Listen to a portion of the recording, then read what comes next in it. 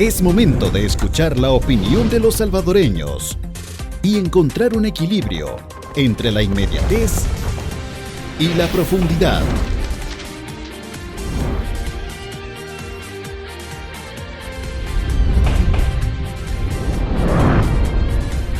Pulso Ciudadano.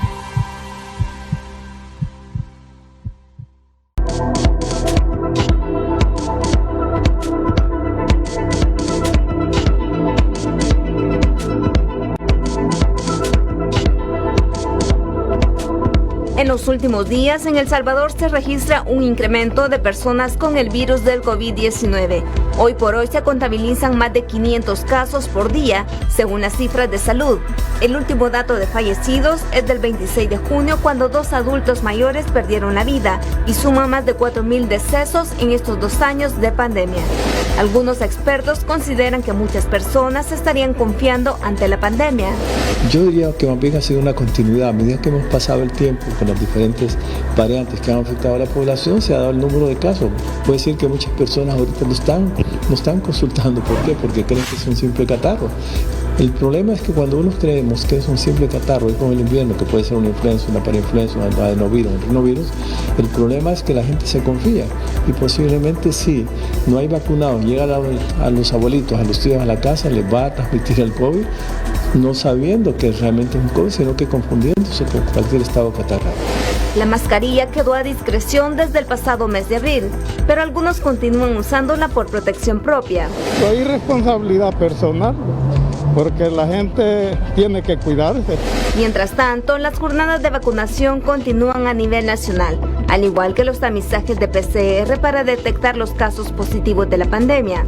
Pero, ¿estaríamos ante una nueva ola de contagios y cuáles serían las recomendaciones de las autoridades? A continuación, los detalles en Pulso Ciudadano.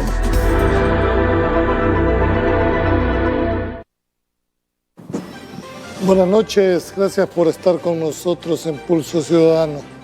En este inicio de semana, hoy hablaremos de estos casos de COVID-19, que al parecer hay un leve incremento, así como otros temas de salud.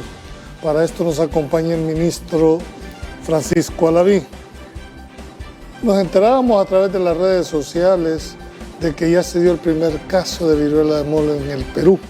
Queremos también preguntar cómo está esto en El Salvador. Tenemos esa posibilidad. Ministro, buenas noches, mucho gusto. Buenas noches, un placer siempre estar informando a la población salvadoreña sobre todos estos aspectos tan importantes de salud pública y pues precisamente en este momento en el cual hemos sido todos pues conscientes de esta elevación de casos que se ha presentado en las últimas semanas, la cual hay que abordar de manera integral y que pues muy importante el seguir cumpliendo las recomendaciones que hemos venido aprendiendo a lo largo de la pandemia. Ministro, se ha dicho que se han incrementado los casos de COVID-19. ¿Cuáles son los datos actuales? Sí, actualmente nosotros tenemos prácticamente para la fecha un incremento en la cantidad de casos confirmados. El último está de aproximadamente para el 20 del mes, de este mes, de cerca de 583 casos confirmados por día. Esto contrasta totalmente como veníamos observándolo con cerca de 10, 15, 20, 40 casos confirmados por día, y esto definitivamente es un cambio en lo que veníamos observando en el ritmo de esa pandemia, que pues fue el resultado de la variante de preocupación Omicron 1.1, que fue el que se tomó en los últimos estudios en los laboratorios de secuenciación genética de Gorgas, Panamá. Ahora, muy probablemente esta elevación o este incremento, y la mayor parte de las elevaciones o incremento, corresponden a la aparición de una nueva variante, ¿cepa? De una nueva cepa, que podría ser muy probablemente siempre Omicron, pero en sus variantes que están siendo analizadas a nivel internacional, que es BA4 y BA5, ¿verdad? ¿Estamos en una quinta ola? Estamos en un incremento de casos. Yo creo que es bien importante, como toda pandemia tiene fluctuaciones que van en altas y bajas. Hay ascensos de casos y disminuciones de casos que de alguna manera se ha observado a lo largo del tiempo. No es en esta primera ocasión el que lo vemos, sino que en todos los antecedentes pandémicos que se han tenido, que son 3 aproximadamente, siempre posterior al golpe inicial o al impacto inicial o a la ola inicial, queda una fluctuación de los casos, y esto se debe precisamente a que el virus está tratando de garantizar su supervivencia, pero también está garantizando tratar de permanecer como parte de los virus respiratorios de un país, y eso precisamente es ese acople que se está haciendo, justo pasar de una enfermedad pandémica a una enfermedad endémica, que es lo que estamos viendo. ¿Pudo haber influido tantos eventos públicos como los conciertos, los partidos de fútbol? Muy buena pregunta y curiosa a la vez. Hemos tenido bastantes actividades de más que todo conciertos meses anteriores a haber presentado la elevación que estamos observando en este momento, y esto estoy hablando ya varios meses atrás. Entonces, definitivamente puede de alguna manera existir mayor facilidad de transmisión si tenemos personas con el virus y que estén compartiendo con otras que no tienen el virus en su momento, más cuando se trata de variantes de preocupación. Ahora bien, no quiere decir que el haber hecho actividades de ese tipo generó que se llegara una nueva variante de preocupación, que es la que está causando en sí el incremento de los casos. No se trata del concierto, se trata de la presencia de una nueva variante que tiene esa facilidad de poderlo contagiar. Yo les pongo un ejemplo muy característico. Nosotros tenemos enfermedades como, por ejemplo, la arbovirosis, que tenemos 4 tipos de dengue virus. Entonces, en el trayecto o en el transcurso de la vida, las personas se pueden enfermar en 4 ocasiones por el dengue, que son los 4 serotipos o los 4 variantes del virus, del dengue virus, que es dengue virus 1, 2, 3 y 4. Entonces, ¿qué es lo que está sucediendo? Evidentemente hay una muestra, en este caso, de la llegada muy probablemente de una variante diferente que está generando el incremento. Ahora bien, definitivamente, estar en un lugar donde hay muchas personas en presencia de una variante, esto debe tomarse con mucha precaución, más aquellas personas que forman parte de grupos vulnerables, los cuales evidentemente lo primero que hay que hacer es evitar innecesariamente exponerse. ¿Qué medidas deberá seguir? Porque por más que la gente se le diga que hay un relajamiento, como que si no...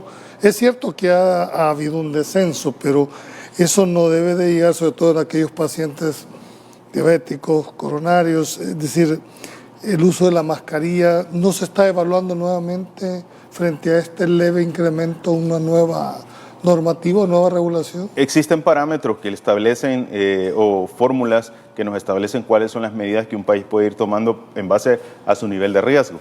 En base a eso tenemos a este momento en El Salvador un riesgo bajo de contagio, a pesar de que hemos tenido un incremento de casos, pero lo vamos a profundizar un poco más.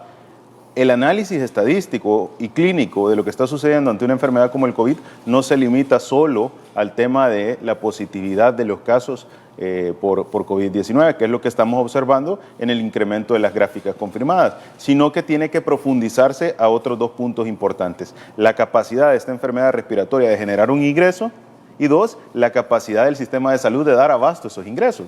Entonces surgen 2 panoramas más. 1, cuánto es el porcentaje por 100.000 habitantes de personas que están ingresándose por COVID-19, y 2, cuál es el uso de cama hospitalaria que tiene el sistema de COVID-19. Estos 3 parámetros... ¿Ese protocolo a dónde se les activa a ustedes? Ese parámetro nos emite a nosotros cuánto es el riesgo, y ahorita estamos en un bajo riesgo. ¿Cuáles son los parámetros para decir que un país puede tener un alto riesgo? Que tenga más del 10% del uso de cama hospitalaria. Eso ya nos pone un peldaño de moderado, y evidentemente puede ser un peldaño de alto.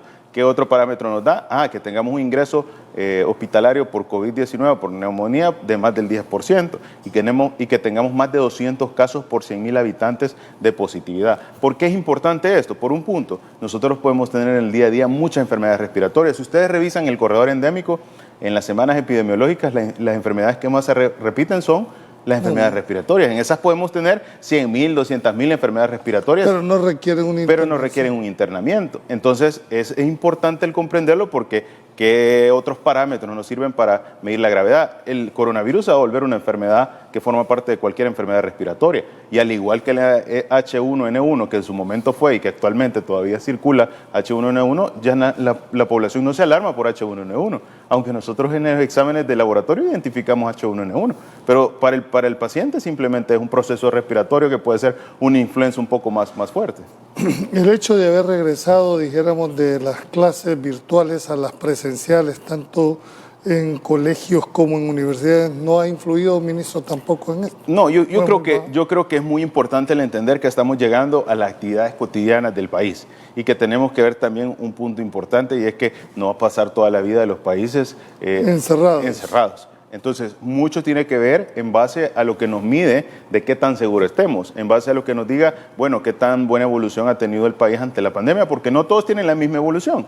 ¿Y cuál es la diferencia? Bueno, en este momento los parámetros son, no tenemos un incremento de letalidades, no tenemos un incremento de ingresos hospitalarios, no tenemos una saturación del sistema de salud a causa de COVID-19. Y a eso le agregamos que tenemos una estrategia de vacunación muy exitosa que probablemente es la responsable que esta situación que estamos experimentando se siga dando en el territorio, porque hay países a este momento que están generando altos niveles de letalidades o que tienen los hospitales saturados. Y evidentemente esos son datos indirectos que pueden complicar un sistema de salud. ¿Estaremos en una inmunidad de rebaño ya, ministro? Todavía es muy probable que no podamos hablar como al 100% de una inmunidad, porque esto requiere bastante tiempo, pero sobre todo la exposición a un solo patógeno. Y acordémonos que aquí siguen cambiando.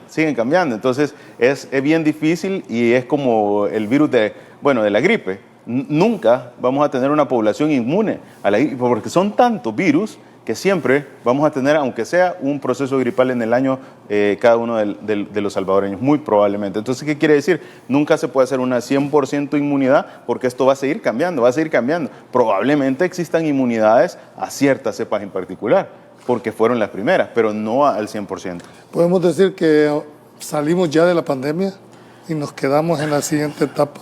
Yo creería que podemos hablar que cada día vamos superando esta pandemia, cada día estamos con menos efectos negativos, ¿verdad? Pero definitivamente en una situación de salud pública en la cual siempre pueden existir riesgos, y ese riesgo es la vida de 1, 2, 3 o de los salvadoreños que sea, es muy importante entender que debemos seguir continuando todos los protocolos, medidas, todo lo que hemos aprendido en la pandemia hasta que esto definitivamente a nivel internacional tenga una incidencia muy baja en el tema de las letalidades. ¿Qué rol ha jugado, dijéramos, el proceso de vacunación en el país, sobre todo para influir de alguna manera en el sentido de que hayan menos casos? O sea, hay una gente que tiene ya tercera, casi van por la cuarta vacuna.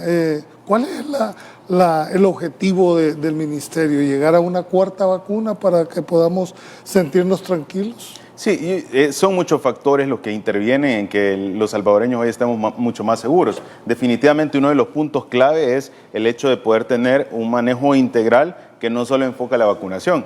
Y a veces es bien importante el entender esto. Cuando uno llega a un hospital, el hecho de poder tener un área hospitalaria que lo reciba puede evitar que aquella persona que en algún momento tenga una sintomatología leve pueda progresar a un estadio grave, ¿verdad? El hecho de que usted tenga una llamada de call center en el cual estén pendientes de saber si usted tiene una sintomatología que requiera un ingreso hospitalario, esto también suma. El hecho de que tengamos a disposición medicamentos que van a poder frenar la replicación viral, como el caso del molnupiravir, esto también suma. El hecho de que tengamos un sistema de emergencias médicas con la capacidad de ir a su casa, transportarlo en una ambulancia, llevarlo oportunamente a un hospital, esto suma. Y esto sin hablar del tema más importante, la vacunación, que es lo que nos ha dado las herramientas a todos los salvadoreños en las defensas que genera este biológico para poder protegerse. Entonces, no debemos confundir que en El Salvador estamos mucho más seguros por una serie de estrategias que se han venido implementando, que han sido muy exitosas y que lo podemos contrastar. No me dejará mentir la comunidad de salvadoreños en el exterior.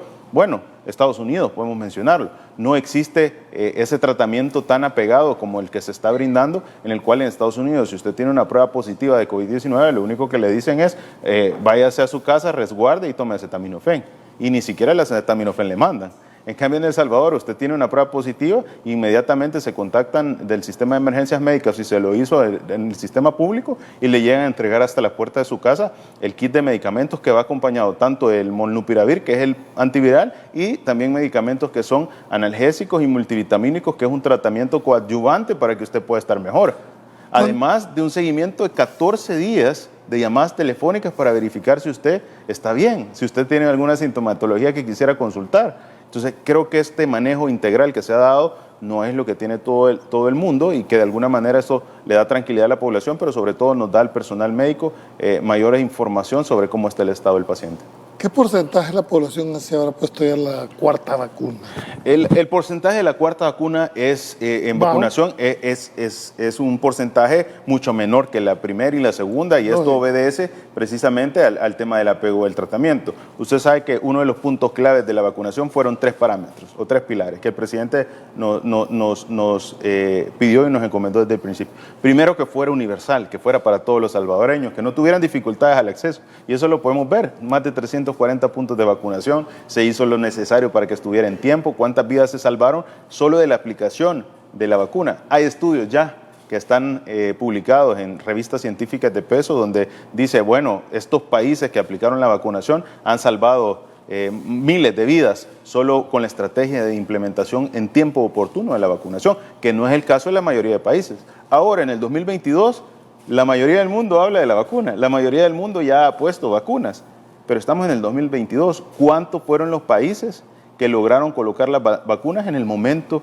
adecuado, tan corto como 6 meses después de su formulación? Bueno, El Salvador fue uno de los primeros países en colocar, no un poquito, sino que en una cantidad en la cual nos permitió pues salvar muchas vidas en ese momento. ¿Qué es el planteado? ¿Habrá una quinta dosis o va a haber una por año para quedar permanentemente ya como una enfermedad, una gripe? Sí, no se habla ahorita internacionalmente de una quinta dosis, sí se habla en este momento de estudios en los cuales se formule una vacuna para grupos vulnerables que englobe todas las variantes del COVID-19 o los SARS-CoV-virus, pero todavía está en estudio y no ha estado como ya estructurado para poder iniciar. Ok, tengo que ir a un corte comercial, ministro. Cuando regresemos, quiero ver si ustedes tienen identificado aquellos municipios del país donde se nos han disparado.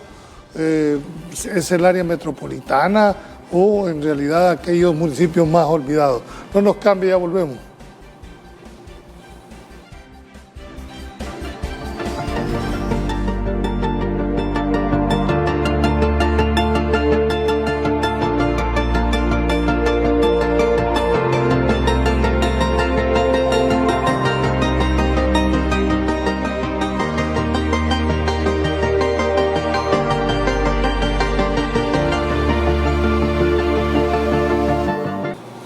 Bien, antes de irnos al corte comercial, habíamos dejado planteada una pregunta, pero estaba revisando la gráfica y el comparativo. No sé si producción tienen ahí el comparativo de casos diarios y las hospitalizaciones, porque esa, en realidad, aquí tenemos el comparativo de hospitalizaciones del 2021 al 2022.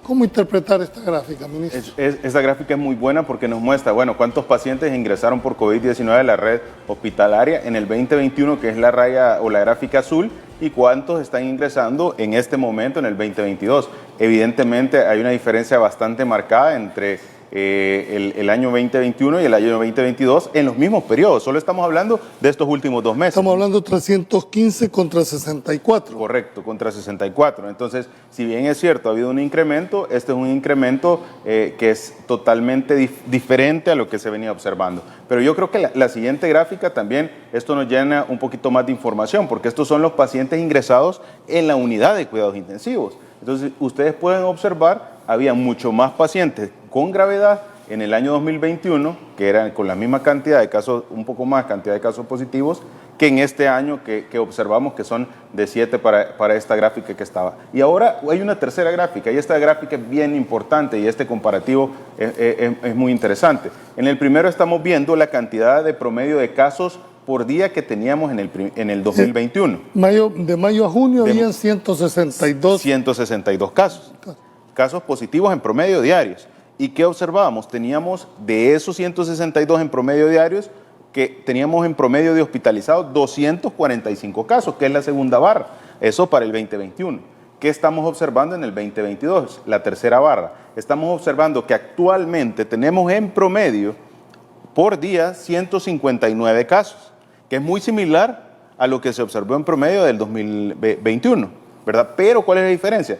el promedio de pacientes ingresados es mucho menor. ¿Y esto se debe a que la variante es más débil o dijéramos la vacuna ha generado suficiente anticuerpo que no requiere que la gente esté hospitalizada? Sí, conocemos más del virus, tenemos mejores tratamientos, existe un biológico, sí, existe porque un si antiviral. tú lo comparas con, dijéramos, con los casos diarios de mayo, junio del 21, prácticamente es igual. Prácticamente es igual, pero la cantidad de pacientes que ingresan es mucho menor. Entonces, esto nos está demostrando que las estrategias de la comunidad internacional que demostró la evidencia científica y que fueron aplicadas en El Salvador en el tiempo oportuno, tienen resultados. Y tienen resultados bien marcados. Sí, es decir, para estar hablando de 18 contra 162, creo que ha habido. Yo les voy a poner otro ejemplo muy fácil. Recordémonos aquel momento en el cual teníamos el Hospital de El Salvador con más de 950 casos ingresados. Ahora no tenemos disponibles más de 900 camas. ¿Eso qué quiere decir? Definitivamente el hospital tiene camas hospitalarias porque ya no vamos a llegar a ese pacientes. punto porque me imagino que debe haber todo un plan estratégico con respecto a qué va a hacer ya con ese hospital, que ya no puede ser solo un hospital, dijéramos, de referencia para casos de COVID. Pero quiero evacuar esta pregunta. ¿Tenemos identificado aquellos municipios del país donde, dijéramos, si ha habido una alza? Generalmente siempre son los San Salvador a la cabeza, La Libertad, que son las donde hay más densamente poblado. La población se genera la mayor cantidad en estos lugares y es ahí San Miguel, Santa Ana, las cabeceras departamentales, que son las ciudades más densamente pobladas y es donde hay mayor facilidad de transmisión. Quisiera entrar ahora en el Hospital El Salvador. Deja de ser exclusivo para, por lo menos así se ha entendido, para que nos aclarara, para COVID, y se vuelve, dijéramos, un hospital para otras patologías, no sé, cardiovasculares, neurológicas, infecciosas. Dentro del plan que tiene el Ministerio de Salud, específicamente este hospital deja de ser exclusivo para COVID. Es más, y eso hay que agregarle un dato importante, se inició siendo una planeación en la cual el hospital fuera un cuarto nivel de atención. Eso es que quería decir, que el hospital iba a seguir creciendo para las especialidades, iba a seguir creciendo para poder dar esta atención tan especializada a la población cuando lo necesitara. El ejemplo, las unidades de cuidados intensivos. ¿Y por qué menciono esto? Porque desde un inicio surgió con esa estrategia, el poder darle lo mejor a la población salvadoreña. Evidentemente vamos a afrontar uno de los puntos más importantes de la salud pública en los últimos 100 años, y esto ha sido la pandemia de COVID-19. Una vez afrontando la pandemia de COVID-19, en la cual era inminentemente necesario tener unidades de cuidados intensivos con oxígeno, con ventiladores mecánicos, con intensivistas, con medicamentos de última generación. Sí, porque cualquiera podía preguntarse, 1000 camas hoy, ¿para qué? Es correcto. En aquel momento. Entonces, en aquel momento era extremadamente necesario el tener esta cantidad de camas de unidades de cuidados. Veníamos de 30 camas de unidades de cuidados intensivos en toda la red. Ahora tenemos una gran cantidad de camas de unidades de cuidados intensivos que pueden brindarle la atención necesaria a la población que lo necesite, incluyendo que esta, pues, en algún momento, evidentemente, ya no fuera un tema de COVID-19. Sí, pero va a seguir siendo un hospital de referencia, es decir, nadie puede llegar al hospital, miren, recíbanme, sí. ¿Tiene que ser referido? Siempre tiene que ser de referencia, porque esto aborda un concepto que se llama un instituto de salud, un cuarto nivel de atención, una ciudadela de salud, en el cual se abordan temas muy específicos, muy especializados. ¿Podría ser un hospital de especialidades? Es correcto, a eso precisamente es lo que llamamos, a un hospital de especialidades, y no solo un hospital de especialidades, sino que el hospital que atiende las especialidades más difíciles, por ejemplo, los problemas cardiovasculares más complejos, las enfermedades neurológicas más complejas, enfermedades que requieren un tratamiento intensivo que es mucho más complejo. Esto es lo que requiere, por ende, el funcionamiento o el ingreso a ese hospital tiene que ser bajo una referencia, contrarreferencia, que nos permite, pues, hacer uso eficiente de los recursos que se tienen en el hospital. Me imagino que tienen todo un plan estratégico de desarrollo para ampliación. ¿Van a llegar hasta el cuarto nivel, como se había? Totalmente. El Hospital de Salvador va a ser el cuarto nivel de atención, el nivel de atención más especializado. Por ejemplo, si usted tiene un padecimiento abdominal, quirúrgico, que puede ser resuelto en cualquier otro de los hospitales, si nosotros aperturamos una emergencia en un hospital de cuarto nivel de atención, pues ante la necesidad uno llega a lo que le quede más cerca. Evidentemente es muy importante el conocer que este hospital es un hospital que va a atender no un problema de cirugía general que puede ser resuelto en cualquiera de los hospitales de la red, sino que un problema que requiere mayor especialización, y esto nos permite tener a todo el personal, a todos los equipos, a todos los insumos enfocados a resolver aquellas largas listas de espera de aquellos pacientes que requieren un procedimiento altamente especializado y que no se pueden realizar o que ha sido muy difícil por años venirle solventando esa mora. Una pregunta, se dice Hospital El Salvador, inmediatamente uno visualiza San Salvador, pero ¿cómo están los otros 13 departamentos con respecto, ya no digamos ya solo el COVID, sino que a estas enfermedades coronarias, enfermedades, patologías distintas? ¿Estamos también apostándole a esa descentralización en el sistema de salud? Muy interesante esa pregunta. Hay actividades o hay atenciones en salud que la prioridad es descentralizarlas. Y hay otras atenciones que la prioridad es centralizarlas. Y esto depende del tema de costo-eficiencia. Imagínense, le pongo un ejemplo básico. El angiógrafo biplanar, el angiógrafo que tenemos en el Hospital Blum, costó 1.5 millones de dólares. La capacidad de los sistemas de salud a nivel internacional podría dar para tener en cada uno de los hospitales un angiógrafo biplanar que tiene un costo alto, operativamente es alto, requiere personal altamente especializado, cuando la cantidad de enfermedades que se pueden realizar, pues si bien es cierto, es un número importante, pero no es el mismo número que las enfermedades respiratorias agudas. Ahí es donde debemos planear cuáles son las estrategias de descentralización y descentralización. En casos muy especializados, lo más importante es tener institutos que están altamente especializados para resolver a la población y no tener muchos grupos aislados en los cuales no se le brinda el beneficio. Pero en aquellos del día a día, lo más importante es tener descentralizado el sistema de salud para que la población pueda acceder con más facilidad. Entonces, esa dinámica es lo importante en el tema de salud para poder tomar aquellas estrategias que puedan darle solución a los problemas de la población de la manera más idónea, ya sea centralizada o descentralizada. Pero dejemos, alguien busca en el hospital de Morazán, lo agarran y ahí determinan que efectivamente no lo pueden atender ahí, viene la referencia hacia el hospital especializado que requiera, hacia el nivel de especialización que requiera. Puede ser que en el hospital de Morazán, que es un hospital de segundo nivel, pueda llevarse a un hospital de tercer nivel o a un hospital regional. O puede ser que requiera ir al hospital de Salvador y así va progresando el nivel de atención. Si es la conceptualización de un hospital de especialidades, ministro, ¿no se ha visto la necesidad de cómo capacitar a nuestros propios médicos, ya sea en posgrados, ya no digamos fuera, traer gente de afuera, dijéramos con los médicos, formar ¿cómo le llaman ustedes? Un médico de estos que son intensivistas, no es de la noche a la mañana. Correcto. De hecho, no tenemos muchos, tenemos, dijéramos, alguna visualización para especialidad de formar médicos especialistas en áreas. 3 puntos. El primero de ellos fue en el 2019,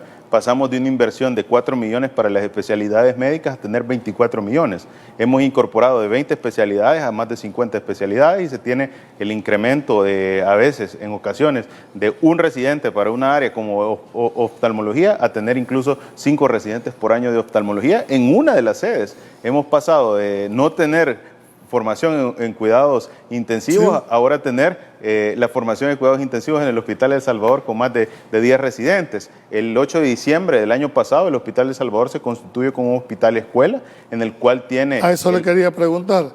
¿Y hay algún convenio con la universidad para darle algún tipo de valor al título, a la especialidad? ¿Hay algún convenio que se estableció con la universidad? Totalmente, el convenio ha estado explícito desde que el programa se forma, porque quien plantea el programa académico es la universidad. La universidad lo plantea y eso lo plantea el Ministerio de Educación. Entonces, ¿qué pasa? Cada uno de nuestros especialistas que está en formación, si bien es cierto, el Ministerio de Salud les da una beca de pago monetario para que ellos puedan tener todo su formación, ellos están adscritas a una universidad, puede ser la Universidad Evangélica, Universidad del Salvador, la Universidad Matías Delgado, la Universidad Nueva San Salvador, y ellos están llevando su programa académico con el Ministerio de Educación, lo cual le da el peso, la validez a ese título que están obteniendo. Es decir, y te pretende ampliar, dijéramos, para, si es posible, un intercambio con médicos de otras áreas que pudieran venir al país. Ya se hace. Es más, no solo tenemos intercambios de médicos que vienen a nuestro país para poderles dar la formación, sino que hay intercambios de nuestros especialistas que están en formación en otros países, Italia, Estados Unidos, México, Francia, Brasil, Corea. Hay muchos médicos que han salido a especializarse en áreas muy específicas que el país no cuenta. Otro de los ejemplos claros es el tema de la cirugía cardiovascular. Tenemos médicos actualmente en Guatemala, en Italia, formándose especialmente en perfusión, en anestesiología cardiovascular, que son de las hemos mandado de aquí para allá. Es correcto. ¿Y hay alguna especie de lograr retener a esta gente cuando viene al país de manera tal de que pueda devolverle, dijéramos, al Estado lo que ha invertido en este médico? Es correcto. Estos médicos tienen una beca por parte del país, que es la inversión que el Estado invierte en su formación académica. Esto deben ellos pues devolverlo al Estado fácil, trabajando nuevamente para los hospitales de la red pública. Este trabajo no quiere decir que es de choto, sino que el trabajo es remunerado. Sentido formarlo y que se fuera al área privada. Es correcto. Entonces ellos firman un tiempo, el cual puede ser el doble de su formación. Ellos se formaron en 3 años, tienen que devolverle al Estado 6 años laborando para las instituciones de salud, y de esta manera generar o incentivar que estos profesionales le retribuyan al país con su especialidad. En el recurso humano, ministro, ¿cómo estamos de médicos en el país? Definitivamente se ha incrementado. Venimos con una deficiencia por años larga, pero es por el espíritu de la formación de los especialistas. En este momento el Ministerio de Salud cuenta con más de 5,000 recursos de lo que era el Ministerio de Salud anteriormente. Quisiéramos tener más especialistas, está en proceso. Este año se gradúa la primera cohorte del incremento de especialidades. Recordémonos que formar a un médico especialista toma 3 años. Más 8 de estudio. De medicina, correcto, pero pongámonos que toma 3 años e iniciamos el fortalecimiento de las especialidades médicas para el 2019, entonces 2019, 2020, 2021 y 2022. En estos años se están formando las primeras promociones ya de médicos especialistas, lo cual nos demuestra las decisiones que se tomaron en tiempo oportuno. Le hacía esta pregunta porque en varias ocasiones que he tenido yo aquí nos surge la gran duda: ¿qué va a ser de este país en 15 años? Una carrera como medicina que tarda 8 en formar un médico general, más 3 en 11, prácticamente es un apostolado en realidad el ser médico, ¿verdad? Entonces preguntaba si la plantilla que tenemos de cara a los próximos 15 años es la suficiente, ministro. Sí, yo creo que se ha cambiado a que pueda llegar a ser la suficiente, porque esto no es algo que uno pueda decir, sí, vamos a aparecer médicos especiales. No, hay que formarlos. Yo hubiera querido que esa decisión la tomaran 10 años atrás o 20 años atrás. Ahora hubiéramos afrontado la pandemia con más de los 40 intensivistas que habían en el país. Hubieran podido haber 100, bueno, una cantidad mucho mayor. Pero nos tocó afrontar la pandemia con una deficiencia severa de intensivistas porque nunca se le puso atención al poderle dar la oportunidad a los profesionales de la salud de especializarse, aquí o fuera del país. Pero ¿qué es lo que estamos realizando? Bueno, el apoyo financiero, el incentivo para que todos los programas de especialidades puedan crecer y que ahora pasemos de haber especialidades en las cuales ni siquiera había formación a que ahora tengamos casi el doble de las especialidades que se tenían, con el doble de las plazas que se tenían, y que eso va a traer a largo plazo en estos años que ya estamos observando los primeros resultados para que la población pueda acceder. Le preguntan buenas noches a ambos. Quería saber si aún está o se mantiene la vacunación casa por casa como se venía haciendo. Feliz noche. Se mantiene, la vacunación casa por casa se mantiene, eso es a lo largo del territorio, se están dando con las atenciones integrales de control antivectorial y con las atenciones de enfermedades crónico-degenerativas. Un dato muy interesante, y es precisamente uno de los grupos vulnerables más importantes son nuestros adultos mayores. Hace precisamente aproximadamente un mes se realizó la vacunación masiva de todos los centros de atención a adultos mayores, que conocemos los salvadoreños como asilos. Se desplaza todo un equipo del Ministerio de Salud de las diferentes regiones a dar cobertura al 100%. Eso le iba a preguntar, de hecho era una de las interrogantes que teníamos para los asilos tradicionales, el asilo Sara, Saldívar. ¿Qué nivel de impacto tuvo la pandemia, ministro, con esa población, dijéramos, ya de edad avanzada? Definitivamente creo que un impacto, al igual que el resto de la pandemia, un impacto bajo en el país, fue mucho más alto en otros países en los cuales no tuvieron la oportunidad de la vacunación, pero no solo es hasta ese momento. Seguimos cuidando a los adultos mayores y es por eso cuando se lanza la estrategia de la cuarta dosis, uno de los principales grupos a atender, todos sabemos, era en el mismo orden en el que iniciamos, el personal de salud y los adultos mayores. Y esto nos dio la oportunidad de poder llegar ya al 100% de los centros de atención a adultos mayores y proteger a la población. Le pregunta, en términos generales se ha hecho un gran trabajo en el manejo de la pandemia. En nuestro país eso ha sido reconocido por entidades internacionales. Sin embargo, la medida más importante ha sido la implementación de la vacuna, ya que eso reduce el riesgo de mortandad para la población. Es un recurso del cual debemos hacer uso, ya que tenemos la suerte de tener el medicamento. Es cierto, tenemos el medicamento en dosis suficientes para poder alcanzar la totalidad de la población. Totalmente. Existe el medicamento suficiente, el biológico para primera, segunda, tercera, cuarta dosis de toda la población, el antiviral para la primera, para toda la población en la dosis convencional, y esto es, como bien decía el televidente, y muy importante, es una oportunidad que tiene el país que no tienen todos los países. Bien, tengo que ir al segundo corte comercial, ya volvemos en la parte final. ¿Qué es lo que está pensando el Ministerio de Salud frente al plan estratégico del MinSal? No nos cambie, ya volvemos.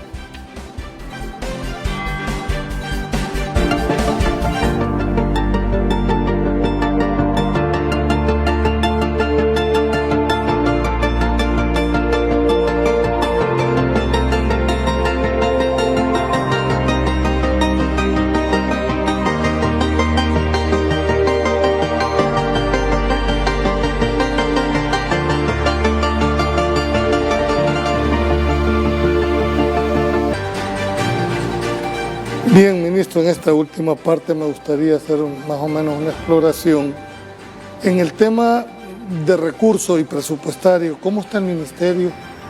Ha tenido un incremento sustancial. Definitivamente veníamos años que eran 600 millones los que se apostaban para el tema de salud, 700 millones. Habían años que curiosamente veníamos de un presupuesto mayor y se reducía para el próximo año, a pesar de que toda la evidencia científica demuestra que en salud la tendencia es al incremento en los presupuestos. Creo que fue allá por el año 2016, 2017 que hubo una disminución en el presupuesto de salud, lo cual es definitivamente inaceptable. A eso se le suma que no cumplíamos ni la recomendación internacional de la inversión de los gastos públicos en el tema de salud, que es 6.5% del Producto Interno Bruto que establece la Organización Mundial de la Salud. ¿Y hoy cómo estamos, ministro? Hoy hemos superado, el estándar que recomienda es 6%, y El Salvador está en 6.5%. Entonces, hemos superado la recomendación internacional en el tema de salud, lo cual hace que la población pueda evidenciarlo, y eso lo ven cada uno de los hospitales, unidades de salud, en el tema del manejo de la pandemia. Nada de esto hubiera sido posible si no se hubiera tenido el apoyo financiero para mejorar. No solo hemos salido adelante de la pandemia, sino que hemos dejado fortalecido el sistema de salud, que se encontró prácticamente abandonado y que se encontró con deficiencias muy severas. Por ejemplo, una equidad en el sector público, y sin ser peyorativo, pero cuando uno comparaba, dijéramos, en otras entidades, un motorista, una secretaria ganaba más que un médico. ¿Cómo va el proceso de equiparar? No es que no merezca, dijéramos, estas dos profesiones que acabo de decir, pero en el orden de prioridades, un médico, su formación debería de ser una óptica. ¿Cómo está enfrentando, digamos, el ministerio esa percepción que ha habido siempre con los ministros de Hacienda? Sí, primero que nada haciendo una reestructuración profunda, reconociendo la importancia que ha tenido la salud, desgraciadamente hasta este último momento por el tema de la pandemia y con un retraso de 20, 30 años en los cuales no se hizo mayor cosa, pero sobre todo reestructurando en el sentido de ordenar lo que venía sucediendo. ¿Qué se encontró? Se encontró definitivamente un sistema de salud con un desorden, con falta de estructura, con falta de profesionalización del recurso humano, y esto se traduce precisamente en lo que me comentaba. ¿Qué es lo que se está haciendo? Primero, ordenando. ¿Qué se está haciendo? Estructurando perfiles adecuados, dándole la remuneración adecuada a las personas en base a dos crecimientos. Y esto es muy importante entenderlo, porque a veces decimos, bueno, pero un profesional que trabaja en otra área o un técnico que trabaja en otra área puede tener un salario diferente, pero esto tiene mucho que ver con los perfiles de crecimiento vertical y horizontal que puedan tener, y esto es en base a los méritos méritos académicos que ellos puedan tener o en base a los méritos que han ido adquiriendo a lo largo del tiempo con la experiencia, con la asistencia, con el conocimiento del desempeño de las funciones en las áreas que están estructuradas. ¿Por qué lo menciono esto? Yo creo que no se trata de ser comparaciones entre una u otra rama o profesión o empleo, sino que se trata de poder generar aquellas retribuciones adecuadas para el nivel de expertise que pueda tener la profesión.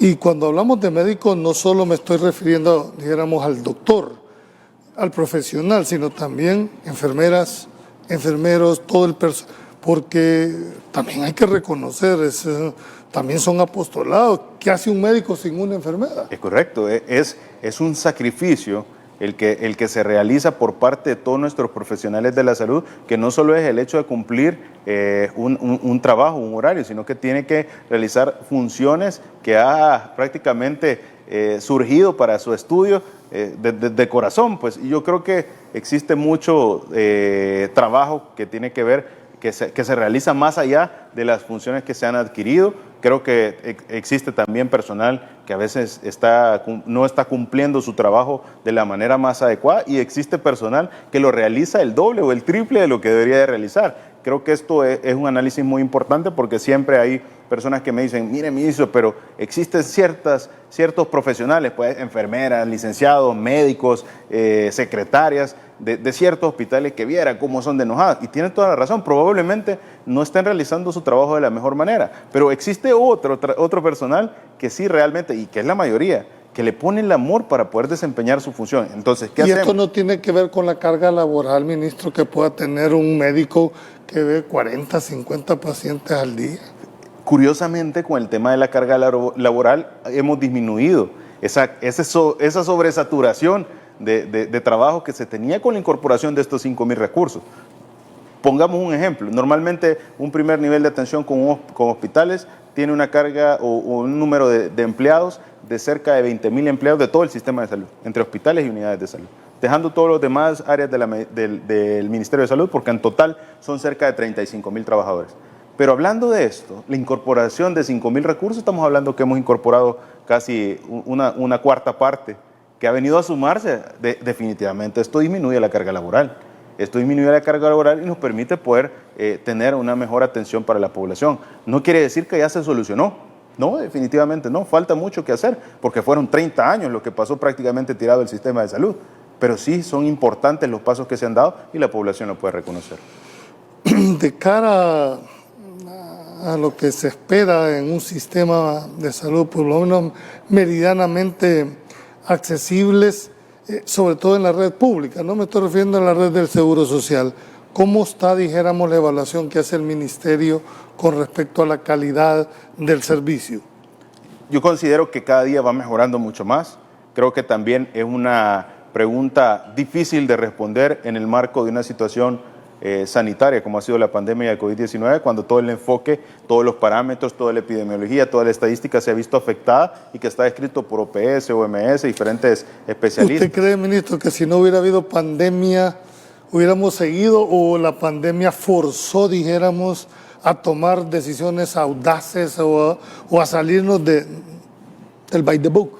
Sí, muy buena pregunta. Yo creo que la pandemia ha tenido situaciones dolorosas para el mundo, pero también ha tenido un beneficio muy importante, y me voy a referir en El Salvador, porque sin esta pandemia o sin esa situación tan difícil de salud, probablemente nuestro sistema de salud no hubiera tenido el crecimiento que ha tenido por todo el apoyo que se tiene en el tema de salud, no solo por el apoyo importante que se ha dado en el tema de atenciones especializadas, sino que por todos los equipamientos, por toda esa experiencia a nivel mundial de enfocar todos los recursos para el tema sanitario, lo cual nos ha devuelto no solo un sistema de salud robusto, fuerte, sino que también nos ha devuelto la oportunidad de compartir con nuestras familias en un país que está mucho más seguro ante la pandemia que otros. Usted acaba de tocar un punto que me hizo recordar hace un par de años, que nos donaron un hospital, estaba pegado al Rosales, también conocida como hospital de especialidades, era un 747, pero se le acabó la gasolina, no había ya para mantenimiento.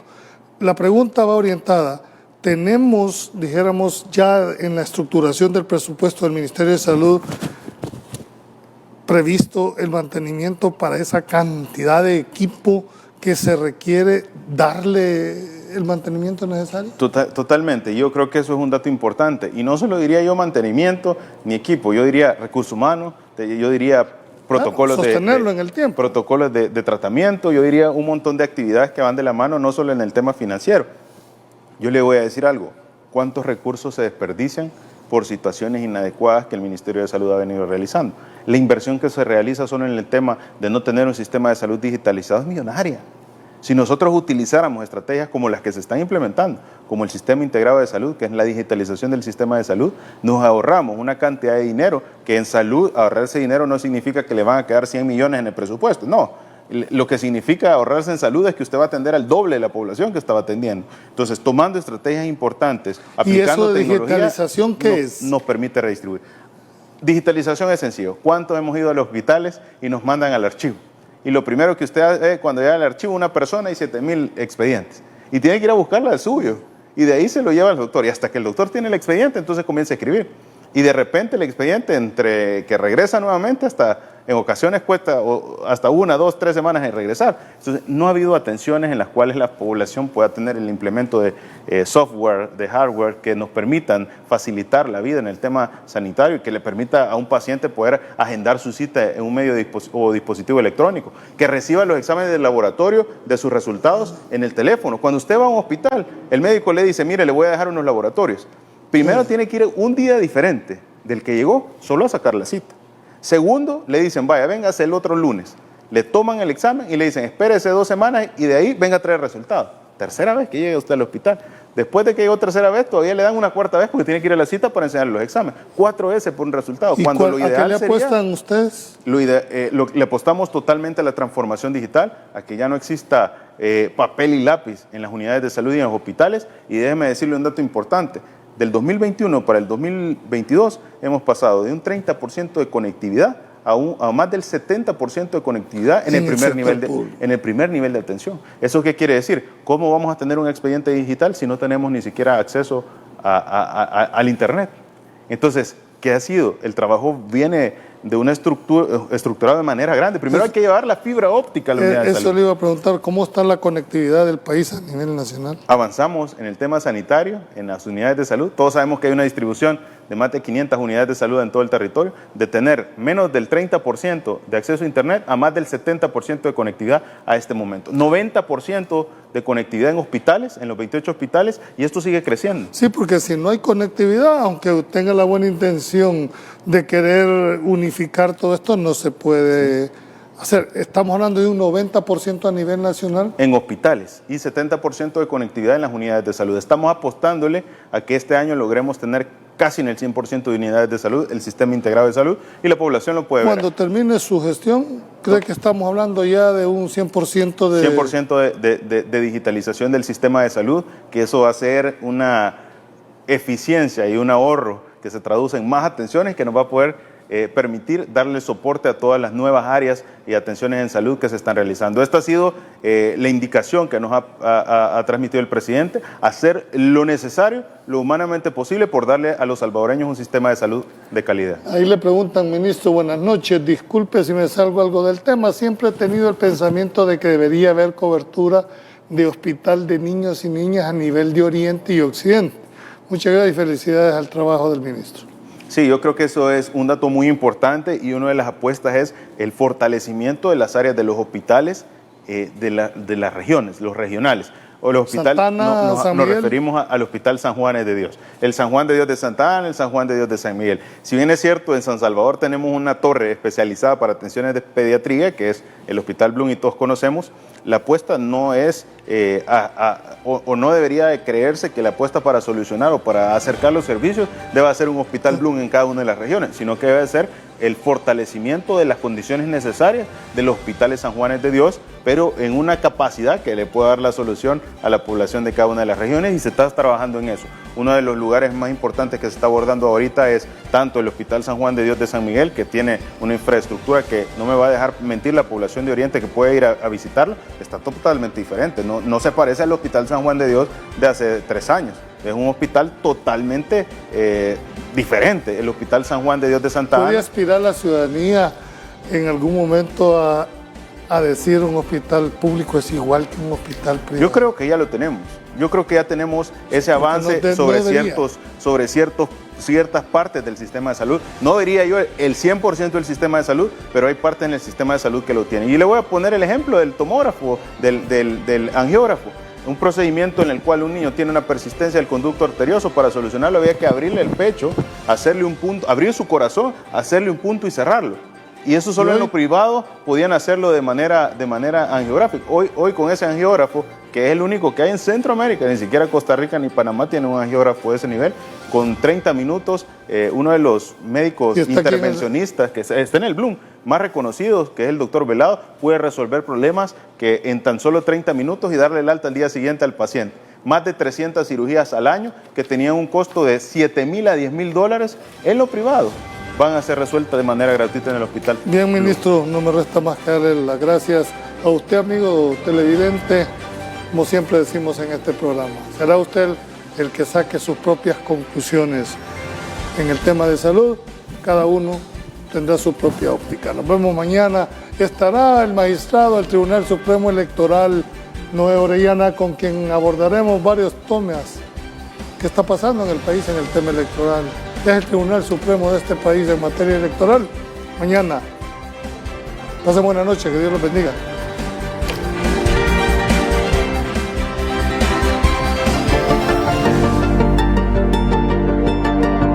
Pienso que la población ha descuidado las medidas que en un momento se tuvieron en mucho apogeo. Que sigan utilizando los medios para no enfermarse, porque exponemos a la familia. Bueno, la usamos por el hecho de que debemos cuidarnos cada uno. Lo hacemos por nosotros mismos y por los que tenemos en la casa. Para mí, es una obligación. Pues que la usan por seguridad de ellos mismos, porque pues el deber de uno es cuidarse, ¿verdad? Entonces yo para mí pienso que deberíamos de usarla siempre hasta que esto termine definitivamente. Y hay que seguirlos protegiendo, hay responsabilidad personal, porque la gente tiene que cuidarse. Hay que usarla para protección de nosotros mismos, por ejemplo, lo ocupamos por nuestra protección, y hay que vacunarse siempre.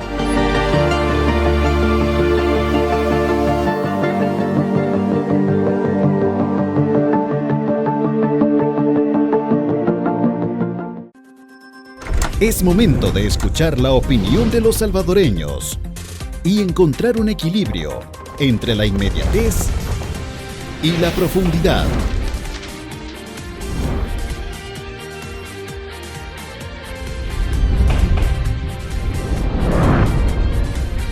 Pulso Ciudadano.